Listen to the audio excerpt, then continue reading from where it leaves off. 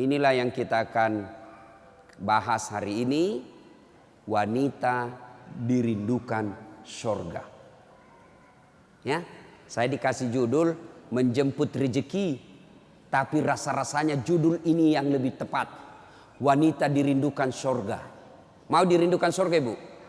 Apalagi ibu-ibu ini yang depan saya yang sudah muka-muka sakaratil maut. Mau? 4 aja syaratnya, Bu. Catat. Ini oleh-oleh pulang pengajian. Ada ibu-ibu di Makassar pulang pengajian tidak ada oleh-olehnya. Saya tanya, gimana pengajiannya? Alhamdulillah, hebat.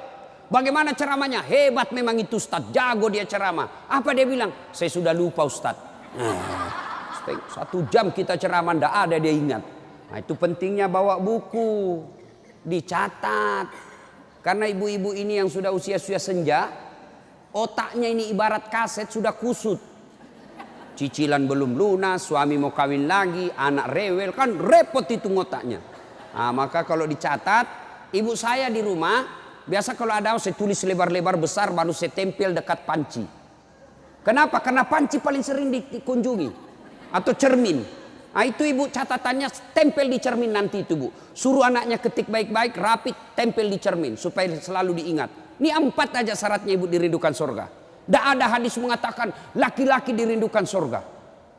1, kata Nabi, aqimis salah, dirikan sholat. Bingung saya, kenapa ini dikhususkan perempuan? Dirikan sholat. Kalau mau dirindukan surga, oh usut punya usut. Ternyata perempuan memang paling sering lalai dalam sholat. Kapan Ustadz? 1, selesai haid. Tuh kalau iman tidak baik bisa haidnya 4 hari, dia tambah bonus 2 hari. Ya kan? Iya. Dia bilang suaminya, biasanya haid cuma 4 hari. Ini sudah hari ke-6 kau belum sholat. Belum bersih. Iya toh? Dia bilang suaminya, bohong, masih ada sedikit-sedikit. Dia lagi suaminya, serius lu? Apa serius? Saya kasih lihat kau. Iya toh? Nipu diri sendiri. Malah dia nanya sama saya, Ustadz, katanya kalau selesai haid subuh baru mulai sholat. Subuh kesiangan. Dia bilang, ya sudah, besok lagi saya sholat. Tidak boleh. Duhur bersih, duhur sholat. Isya bersih, ibu nih sudah maghrib. Begitu mandi, rasa-rasanya saya sudah bersih. Jam 10 malam bersih, wajib mandi junub. Selesai sholat, tidak boleh nunggu isya subuh. Ini yang banyak ini isya. Padahal sudah bersih malamnya, dia cek, sudah bersih nih. Jam 10, sudah bersih. Mandi, sholat, meskipun sudah jam 11 malam. Ya, apalagi nifas. Ini banyak yang salah paham nifas. Katanya nifas harus 40 hari. Siapa yang bilang? Nifas itu tidak harus 40 hari. Bisa jadi lebih 40 hari. Bisa jadi cuma 10 hari. Tergantung ibu bersih atau tidak. Ada teman saya selesai melahirkan istrinya, dia pergi beli Indomie 1 dos. Saya bilang, apa hubungannya? Ini kan isinya 40 bungkus Ustaz. Jadi 1 hari 1 bungkus, kalau habis ini sudah bersih istri saya. Ayo. Kapan lagi perempuan banyak tidak sholat? Kalau ada pesta. Mukanya dia kira tembok. Coklat, biru, abu-abu, krem. Beleng-beleng. Ini ibu-ibu sekarang ini banyak perempuan palsu. Mohon maaf ya, kalau marah-marah aja. Siapa suruh undang saya? Sekarang banyak perempuan-perempuan palsu. Bulu matanya panjang, palsu. Matanya biru, palsu. Bibirnya merah, palsu. Pipinya biru, palsu. Alisnya tebal, palsu. Pantatnya gabus. Iya toh? Bu, ada kenalan saya. Orang kaya. Itu kalau dia tunjuk-tunjuk kapalnya tanker, suaminya bilang, ini Ustaz. Ya, kalau bunyi ayam kukuruku, masuk uang saya 200 juta. Disewa tiap hari 200 juta. Kalau ini Ustaz 75 juta satu hari. Istrinya Bu, tidak bisa, tidak yakin orang dia istri orang kaya. Sederhana pakaiannya. Akhirnya apa? Semua orang kalau lewat, orang kagum. Tahu enggak? Orang kaya loh itu. Sederhana pakaiannya. Tidak glamor. Orang jadi teladan. Kenapa? Dia kaya tapi tidak macam-macam pakaiannya. Orang senang lihat. Ini sudah tidak kaya, tidak terkenal. Gede ganyanya. Kayak sudah tabrak tiang listrik. Beleng-beleng. Tahu beleng-beleng? Dongo. Tahu dongo? Beleng-beleng. Tahu beleng-beleng? Dongo. Tahu dongo? Beleng-beleng. Beleng-beleng itu Rocky Gerung bilang dungu. Dungu atau oon. Tahu oon? Es krim ditiup. Itu beleng-beleng itu. Cuk. Banyak perempuan tidak sholat gara-gara make up. Hah? Make up. Nah. Make up. Shadow. Eyeshadow. Oh, malah ada model baru saya lihat Ibu. Dikasih lebih lagi putih-putih di sininya. Apa bedanya sama belek? Ayo. Sekarang ini kita dibodoh-bodohi sama artis. Memangnya artis idola kalian? Yuk, ada lagi yang lebih beleng-beleng. Dikasih lebih lagi alisnya sini nih. Ada lebihnya sedikit naik. Begini modelnya. Saya bilang kenapa lagi dikasih lebih? Dia bilang seperti artis Korea. Artis Korea baru sudah pensiun. Apa ini dibodoh-bodohi sama make up?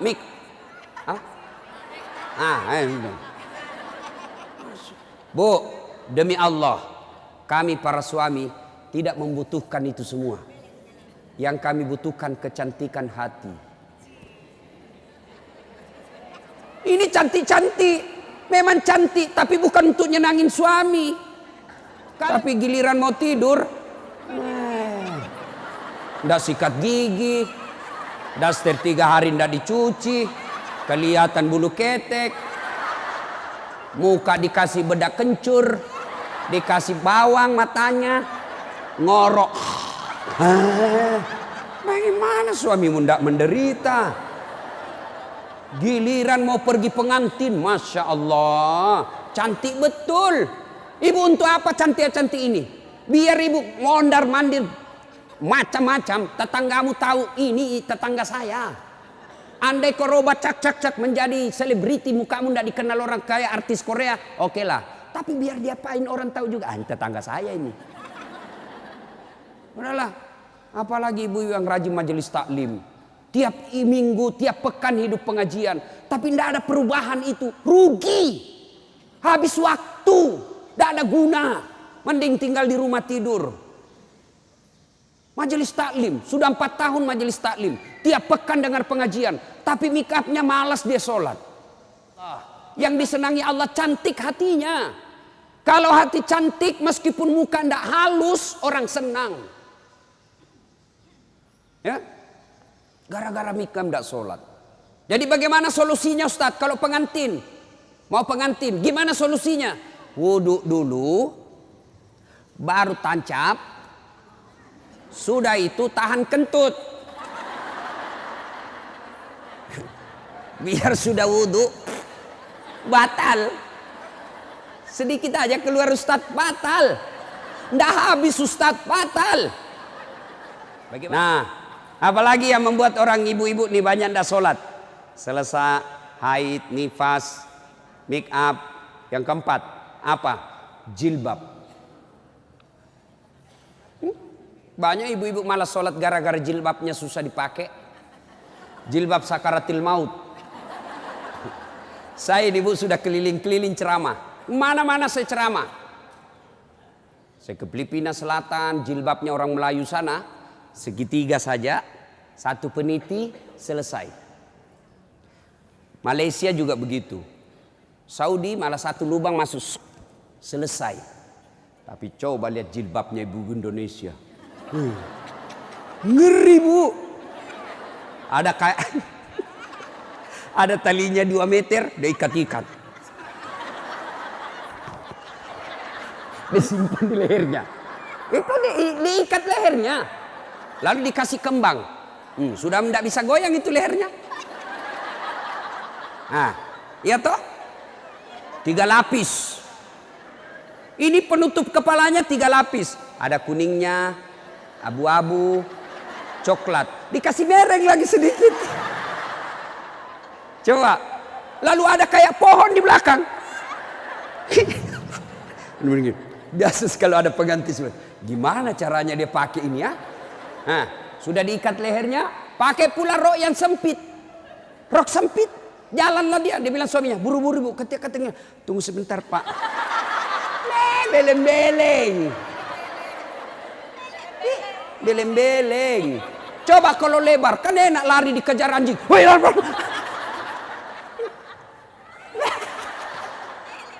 Beleng-beleng. Ayo, Bu, sudah berapa tahun majelis taklim? Sudah berapa tahun hadir pengajian sini? 5 tahun. Mestinya pakaian seperti itu ditinggalkan. Apa dilarang? Tidak dilarang. Cuma kalau gara-gara itu tidak sholat, hancur ibu. Pergi pengantin, make upnya luar biasa, jilbabnya susah.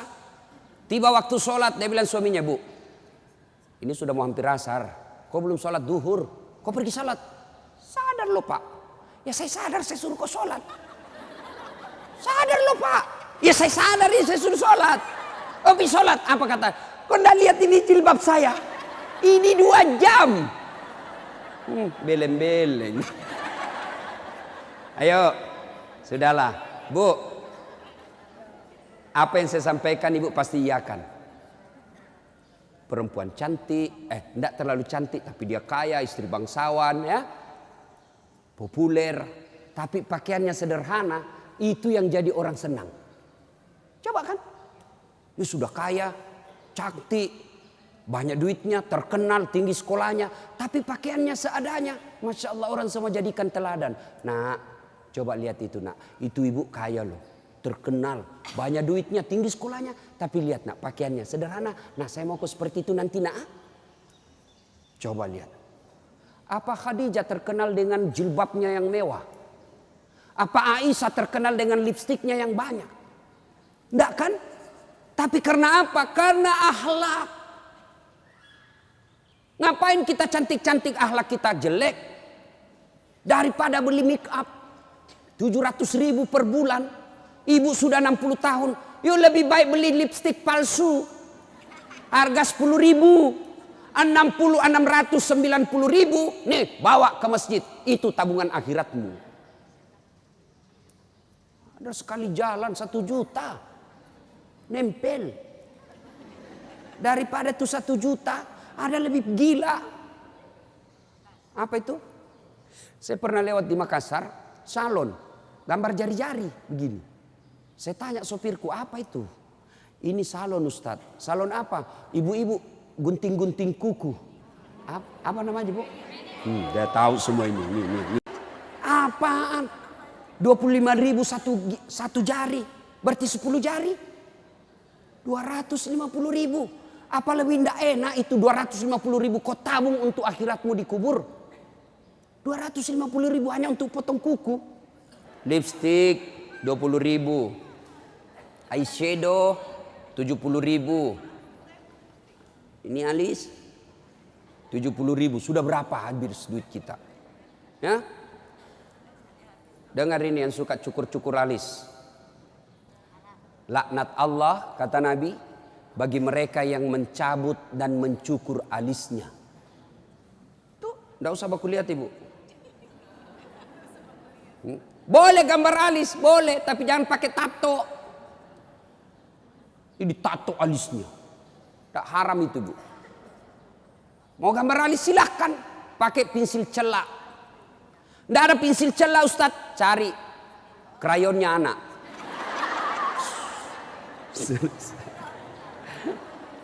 Nah ya, kalau ada pengantin, ibu-ibu silakan make up, tapi jangan berlebih, jangan gara make up dan jilbab ibu tidak sholat padahal sudah 5 tahun majelis taklim.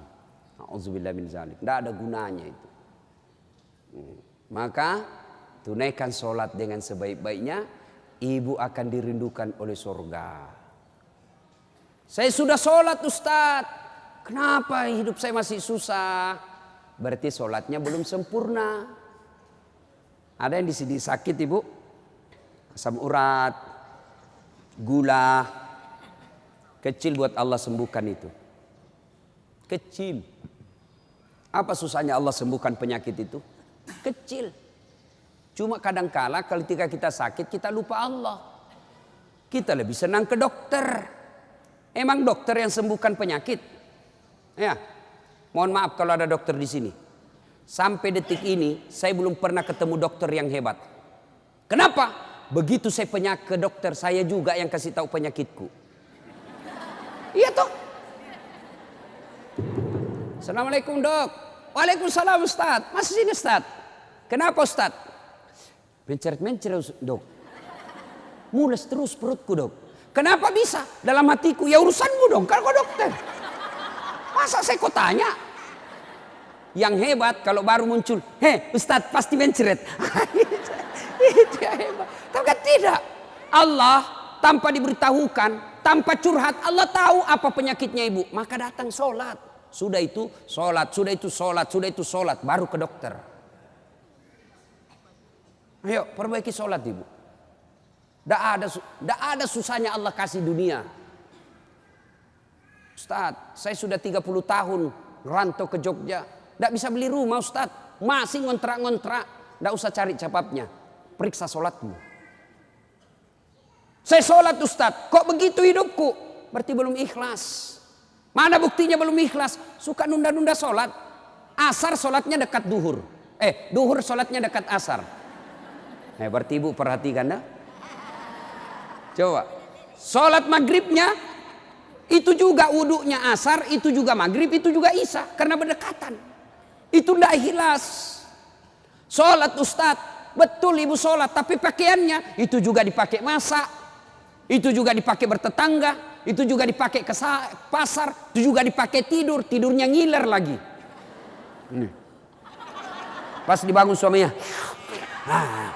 dipakai lagi sholat, najis. Pantas 30 tahun sholatnya tidak bisa memperbaiki hidupnya. Kenapa? Sholatnya tidak sesuai yang diajarkan Nabi. Saya sholat Ustaz, betul ibu sholat, tapi tidak semangat. Allah.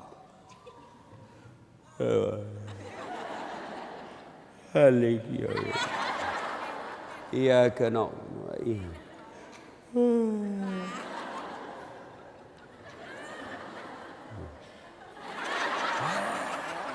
Ada juga yang sholat seperti itu. Ada yang sholat gitu.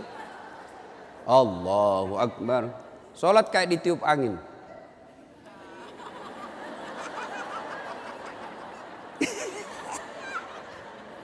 Ayo, ada juga yang sholat semangat. No.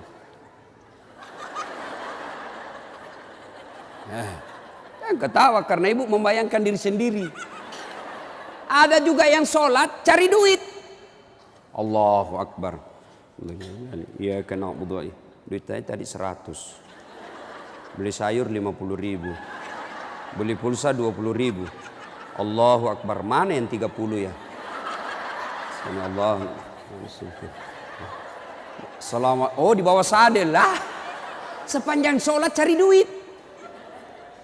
Apalagi ibu sholat sambil masak. Canggih betul ini. Allahu Akbar. Tiba-tiba bau hangus. Allahu Akbar. Pantas 30 tahun sholat. Maka majelis taklim yang baik, majelis taklim yang faedah, majelis taklim yang manfaat, ada perubahan setelah dia ikut majelis taklim. Mungkin sebelum majelis taklim seperti itu sholatnya. Pulang majelis taklim tidak seperti itu lagi. Ada perubahan. Ya. Karena juga itu majelis taklim saya lihat lomba baju seragam.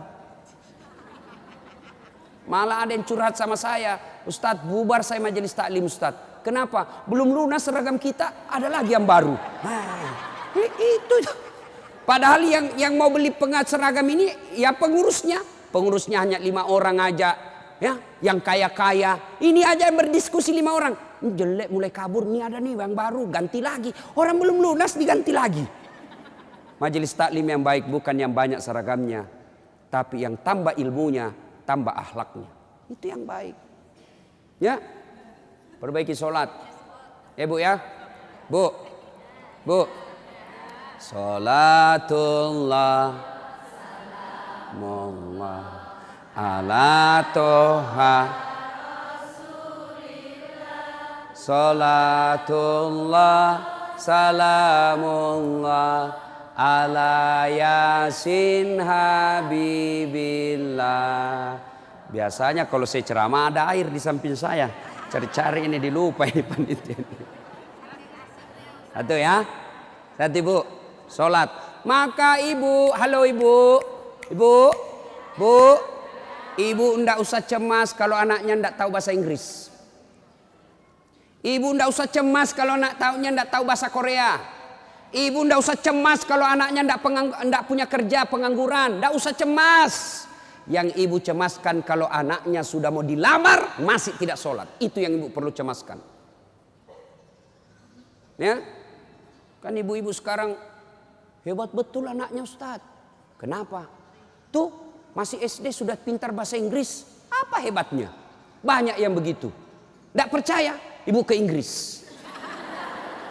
Demi Allah bu, anak-anak di sana baru belajar bicara pakai bahasa Inggris. Apa yang hebat? Banyak yang begitu. Yang hebat anaknya ibu, sampean punya anak, panjenengan punya anak, pergi majelis taklim, pergi ke pasar, anaknya yang masih SMA nelpon ibunya, matur nuwun bu, ini sudah duhur, bu sudah sholat enggak? Ibu sudah kaya itu. Asar lagi nelpon lagi anaknya, mak, lagi di mana mak? Masih di tempat kajian nak, masih di tempat arisan. Mak, ini sudah asar. Jangan sampai ibu sibuk ngurus arisan lupa sholat. Itu anakmu yang kaya. Pernah di SMS begitu anaknya bu? Pernah?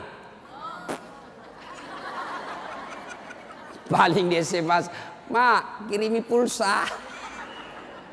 Maka ibu dari kecil anak-anak diperkenalkan sholat. Ya, mau dirindukan surga, syarat pertama aqimis shalah, dirikan sholat. Tidak cukup yang 5 waktu, tambah sunnah. Sunnah apa Ustadz? Yang sederhana. 1, sholat sunnah duha. Ibu-ibu, ada enggak di sini yang punya tanah 1 juta hektar? Anda usah 1 juta. 100 hektar ada di sini bu? Ada? Enggak ada. Tapi ibu mau enggak punya harta lebih dari 100 hektar? Lebih dari 1 provinsi. Mau? Itulah sholat sunat fajar. Ayo, 2 rakaat sebelum ibu sholat subuh. Itu nanti ketika ditimbang kata Nabi, yang 2 rakaat ini lebih berat 2 rakaat ketimbang dunia dan isinya. Tuh sholat duha, sholat fajar. 2 rakaat. 2 rakaat saja bu. 2. Coba. Sudah pagi-pagi. Anak sudah pergi sekolah. Suami sudah pada bekerja. Pekerjaan rumah sudah tuntas. Jam 8, jam 9. Yuk sholat duha. Sholat duha. Bagaimana caranya? Sama sholat sunnah biasa. Bedanya niat. Nih yang biasa ibu-ibu tanyakan. Ustadz apa niatnya? Bu. Niat itu bukan bahasa mulut. Niat itu bukan bahasa lisan. Niat itu di sini. Usolli itu hanya ulama Melayu yang ngajarkan. Mau pakai boleh, tidak mau pakai sah. Coba lihat orang Arab kalau ibu pergi umroh. Coba lihat umumnya orang Arab. Jalan, berdiri langsung Allahu Akbar. Iya toh? Kalau kita kan lama dulu ibu, loading.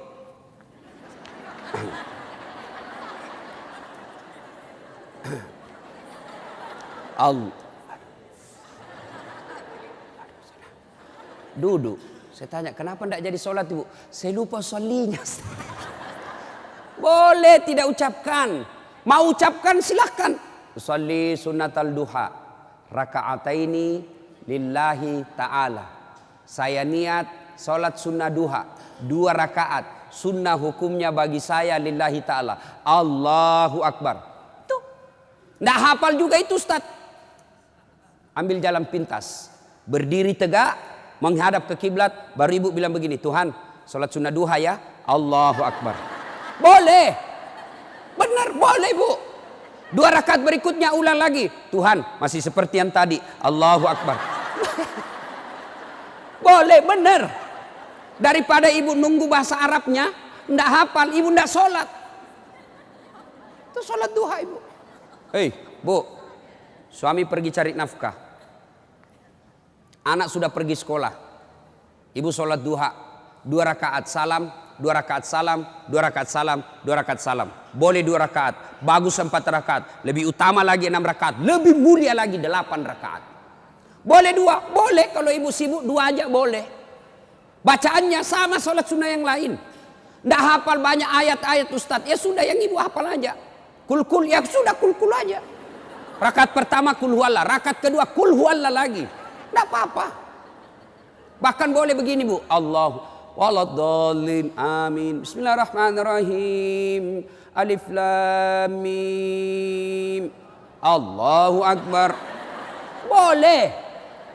Rakaat kedua. Waladhdallin amin. Bismillahirrahmanirrahim. Yasin. Allahu Akbar. Boleh. Benar boleh. Jelas.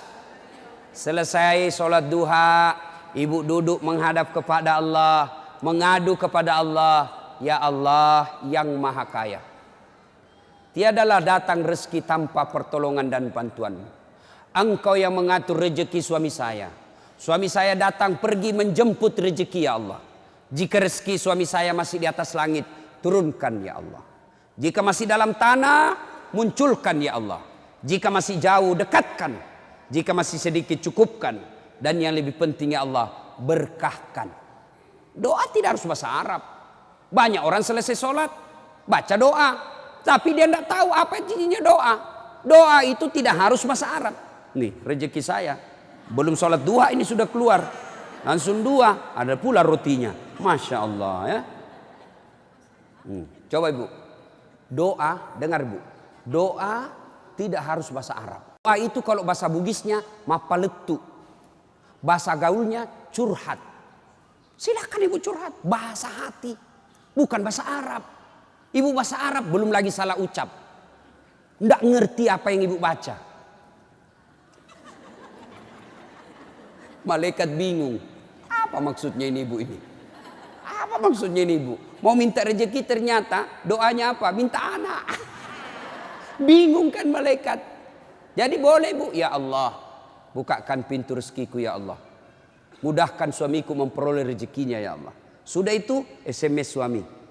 Bang, jangan menghalalkan segala cara. Baru aja aku doakan abangku selamat dalam mencari nafkah. Salam sayang selalu dari istrimu di rumah. Senang itu. Saya ibu, itu istri saya. Kalau dia SMS begitu, saya kasih lihat semua temanku. Istriku ini SMS-nya. Coba SMS begitu suaminya bu.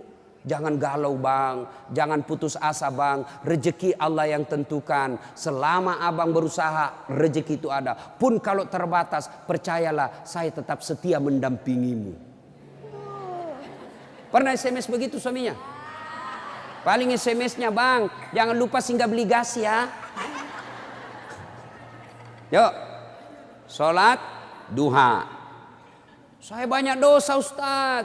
Saya perempuan hijrah. Dulu banyak betul maksiat saya lakukan Ustaz. Masa muda saya suka gaul. Masa muda saya selalu ke tempat hiburan malam. Masa muda saya selalu maksiat. Allah jelaskan wala tai'asu mir rauhillah. Bu, jangan putus asa. Ibu jangan putus asa. Besar dosamu tapi ampunanku jauh lebih besar. Gimana caranya? Yuk sambut dengan sholat sunnah taubat. Gimana salat sunat taubat Ustaz? Sama salat tahajud, sama salat duha, cuma beda waktu, beda niat. Kalau duha pagi hari, salat taubat boleh pagi, boleh, tapi waktu paling bagus yang dilaksanakan Nabi selesai salat maghrib nunggu isya. Jadi ibu ndak ada kegiatan nih, sudah maghrib, datang ke masjid, nunggu isya, ndak usah pulang, nunggunya salat taubat 6 rakaat. 2 rakaat salam, 2 rakaat salam, 2 rakaat salam, 6. Boleh 2, boleh. Salat taubatnya, niatnya, sholli sunnatal taubat raka'ataini lillahi ta'ala. Saya niat salat sunat taubat 2 rakaat, sunnah hukumnya bagi saya lillahi ta'ala. Allahu Akbar. Baca doa iftitah, baca Al-Fatihah, baca surah pendek, ruku, itidal, sujud, dan seterusnya. Kapan taubatnya Ustaz? Sujud terakhir. Sujud terakhir. Ibu taubat. Ya Allah, tadi saya hilap ya Allah. Di kantor saya hilap. Dia pegang tanganku, bosku. Dia remas-remas jari-jariku ya. Aku pun membalasnya ya Allah. Akhirnya beremas-remaslah kami ya Allah. Ya Allah, saya hilap ya Allah. Maafkan saya ya Allah. Rabbana la tusi qulubana ba'da is hadaitana wa hab lana min ladunka rahmah. Ya Allah, saya hilap ya Allah. Ampuni saya. Jangan engkau palingkan hati hamba. Jangan engkau sesatkan hati hamba setelah engkau berikan hidayah ya Allah. Ampuni saya ya Allah. Allah ampuni. Yang penting tobatnya tobatan nasuha. Jangan tobat ibu hamil. Ibu-ibu masih ingat waktu hamil? Melahirkan. Ingat waktu melahirkan? Tidak mau lagi saya Pak. Tobat. Hancur saya Pak. Tidak mau lagi saya. Terakhir ini saya hamil. Terakhir Pak. Tidak mau lagi saya hamil. Terakhir tidak mau lagi. 6 bulan kemudian. Hamil lagi. Ya. Nah. Banyak jenis-jenis sholat sunnah. Tapi lain waktu kita laksanakan. Lain waktu kita lanjut. Pertama, dirindukan surga. Dirikan sholat. Yang kedua. Kata Nabi. Wasyamu Ramadan. Berpuasalah di bulan suci Ramadan. Alhamdulillah, tuntas puasa Ramadan. Tapi jangan puas sampai di situ, Bu. Maka kita lanjutkan dengan puasa Senin Kamis. Ya, puasa yang paling baik. Puasa yang tidak pernah ditinggalkan Rasulullah. Puasa Senin Kamis. Bu ibu nih yang agak lebih berat badannya. Bukan gemuk, cuma perbandingannya kurus. Bukan. Orang bilang Ustadz kurus betul. Bukan kurus, kamu yang gendut. Yang lebih berat badannya, yuk terapi Senin Kamis. Senin Kamis. Ibu-ibu mau sehat, Senin Kamis. Bagaimana? Mulai Kamis ini jangan pernah lagi lepas puasa. Bangun, makan sahur. Ternyata jam 9 lupa kalau puasa, makan aja. Terbiasa kan setiap pagi kita sarapan. Nah Kamis ini kita mulai. Karena kebiasaan kita bertahun-tahun sarapan. Ya sarapan makan. Begitu lagi selesai. Wih. Kamis. Ternyata saya puasa. Lanjut. Boleh. Yang tadi 1 mangkuk. Rezeki. Ibu lupa. Ternyata siang makan lagi. Wih. Kamis. Puasa. Lanjut lagi Bu. Benar ibu lupa. Lanjut. Boleh. Ternyata asar. Ada lagi kasih es cendol. Saya puasa. Sudah rezeki ibu itu. Yang penting betul lupa. Saya sering begitu ibu. Lanjut. Karena saya lupa. Orang lupa tidak kena hukum. Tiba-tiba saya diajak makan coto. Ustaz coto. Namanya kita senang ditraktir. Begitu habis. Saya puasa rupanya. Tidak apa-apa. Lanjut. Boleh. Yang tidak boleh, ibu misalnya kan? Misal. Bismillahirrahmanirrahim. Misal sudah di dalam nih. Sudah ada di dalam, baru sadar, saya puasa. Jangan bilang terlanjur. Batal. Batal itu. Maka kalau dia sudah di dalam mulut, langsung ingat saya puasa, muntahkan. Cuci. Sah. Biar ibu 3 kali makan dalam sehari. Yang penting betul-betul lupa. Begitu kan. Ma makan puasa. Oh iya nak. Sah. Coba ibu besok. Mulai hari Kamis ini. Ternyata jam 10, jam 11 lolos, jam 12 masih bisa, jam 1 enggak tahan. Datang tetangga bawa kue, nyaman lagi. Wah, sudahlah, ya sudah buka. Dari jam subuh sampai jam 1 ibu sudah dapat pahala. Cuma sayang kalau sudah jam 2 rusak bu, ibu betul-betul imannya lemah. Masa sudah setengah jalan masih mau buka. Tapi pun kalau buka karena sakit silahkan buka. Sudah dapat pahalanya itu. Coba mulai Kamis ini. Itulah yang disebut majelis taklim yang sukses. Ada perubahan tiap pekannya. Ada perbaikan tiap bulannya. Tahun lalu belum biasa Senin Kamis. Tahun ini terbiasa Senin Kamis. Majelis taklim yang manfaat. Ya, Senin Kamis. Yang ketiga, karena waktu yang sangat terbatas, ini dirindukan oleh surga. Apa itu? Menaati perintah suami. Ini yang berat ini. Taat sama suami ini berat. Bu, berat. Bu, dengar ibu. Ada pada zaman Nabi, bertetangga nih. Tiba-tiba ibu yang tetangganya ini wafat ibunya. Maka tetangganya datang. Misal nih dia bertetangga. Meninggal ini tetangganya, dia datang panggil anaknya, anak tetangga. Bu Haji, emak sampean wafat. Datanglah membesuknya. Mulai dari sakit. Mohon maaf Bu, saya tidak bisa besuk ibu saya. Saya tahu sakit tapi suamiku keluar. Saya dipesan tidak boleh pulang, tinggalkan rumah sebelum pulang. Pulang yang utusan.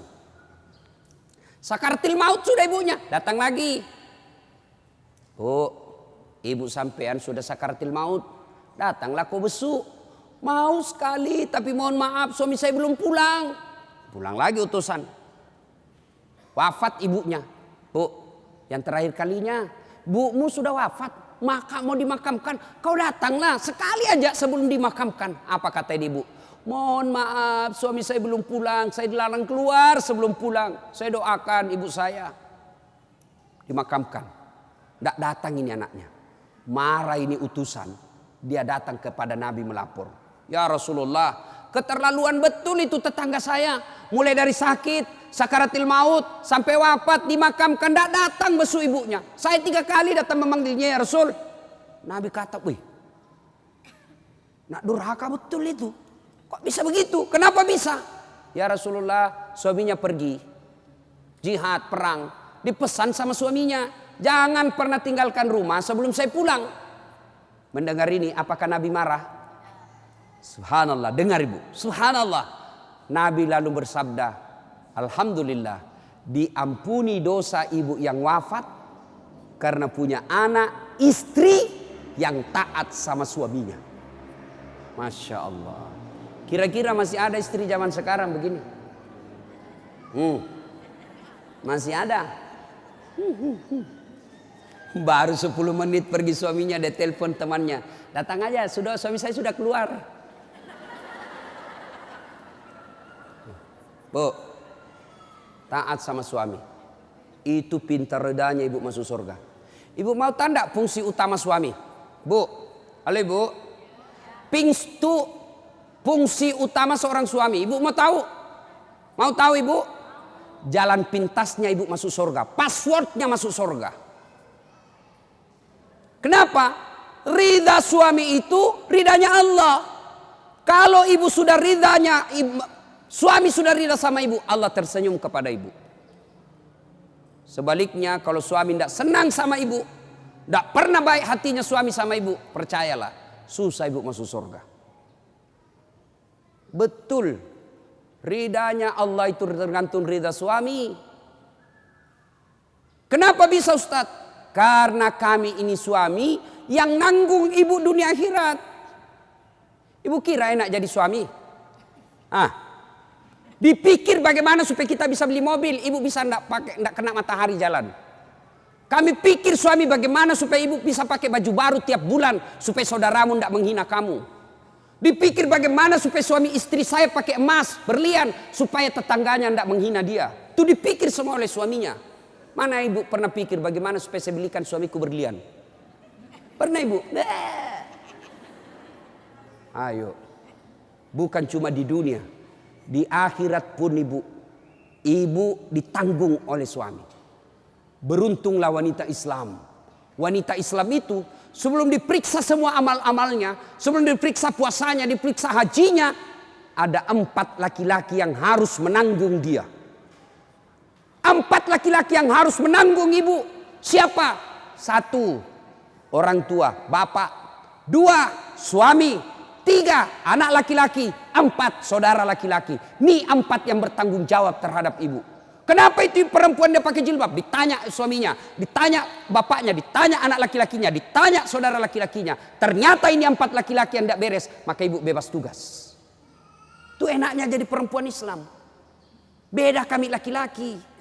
Biar kami sholat, ketua majelis ulama, hafal Quran, istrinya tidak pakai jilbab, istrinya tukang gosip, istrinya tidak puasa, istrinya tidak nutup aurat, istrinya tidak sholat. Demi Allah, ku ampusakum wa ahliku.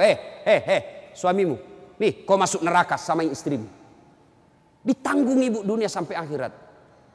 Suamiku tukang selingkuh, Ustaz. Suamiku pemabuk, suamiku tukang tipu, suamiku koruptor. Tidak ada hubungan, dia yang tanggung dosanya. Ibu kalau banyak agamanya, tadkhulul jannati bisalam. Kata Nabi, nih 7 pintu surga. Ibu pilih mana yang ibu mau masuki. Tidak ada urusan dengan suamimu. Itu enaknya. Jadi ibu jangan suka ngomel-ngomel. Beruntunglah ibu menjadi wanita Islam. Supaya sekali ngeluh, suami saya Ustaz. Ini lebih parah lagi, dia curhat di Facebook. Ada juga ibu-ibu sekarang suka sekali ungkap aib suaminya di medsos. Di mana di kau? Tak kusangka kau begitu.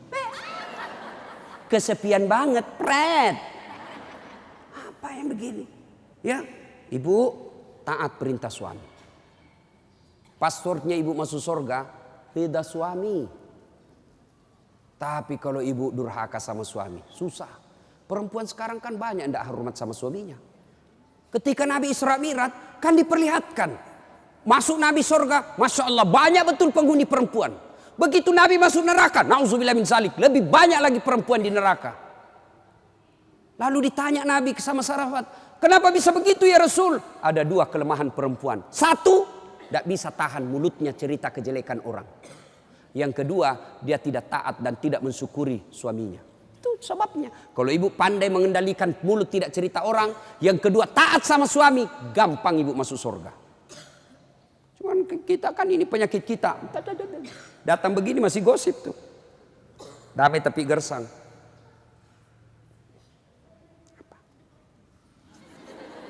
Apa? Apa sih? Enggak, gue tahu bertanya dong. Saya pun digosip. Begitu saya lewat, itu juga bajunya waktu di TV One. Ada urusan. Nenek ibu nih. Palsu. Aku tahu. Hitam itu di gelangnya. Palsu. Palsu lipstiknya. Kenapa kau tahu? Tuh melengket di giginya. Semua dia habis dosanya. Ibu, 1, sholat. 2, puasa. 3, taati suami. 4, jaga harga diri. Jaga harga diri. Bagaimana menjaga harga diri seorang perempuan? Bermula dari pakaian. Ibu-ibu jangan lagi pakai jilbab apa itu. Untung sekarang kan ada istilah jilbab syar'i.